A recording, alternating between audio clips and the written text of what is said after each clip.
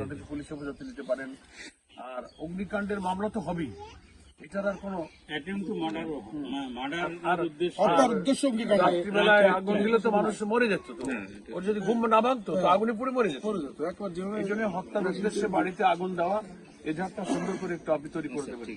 আর OC সাহেবকে একটু আমার ফোনে সালাম দিয়ে আমার সাথে কথা বলতে বলবেন, আমি একটু কথা বলবো, কেমন?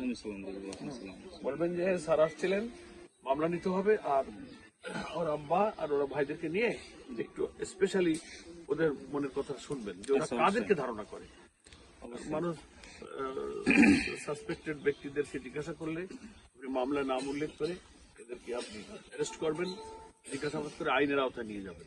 কারণ এটা যদি এখন না হয় আবার কিন্তু এখানে শুরু করে সাহস পাবে, বলবে যে ও তাহলে এখানে করেন। আপনি তো জানেন শিবিরের বা জামাতের আমাদের নেতা কর্মীরা স্বভাবতই ন্যাচারালি হচ্ছে তারা ভদ্র।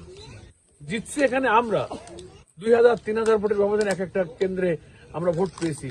তো আমরা তো অহংকার দেখালে পিটাপিটি দাপট মিছিল কিন্তু আমরা করবো, অথচ তারা এসে আমাদের বাড়িতে আগুন দিচ্ছে। এই এলাকার কোনো কেন্দ্রে তারা যেতে নাই, এটা হচ্ছে হেরে যাওয়ার কাপুরুষতার একটা প্রতিহিংসা। তো যাদের মানুষের ভালোবাসা নেই, সমর্থন নেই, তারা এই চোরাপথ ধরে।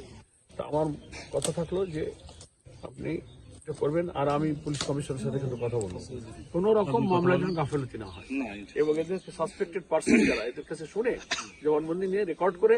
আর আপনারা যেহেতু স্পট ভিজিট করে গেলেন, আপনার তো ভিডিও দেখে গেলেন,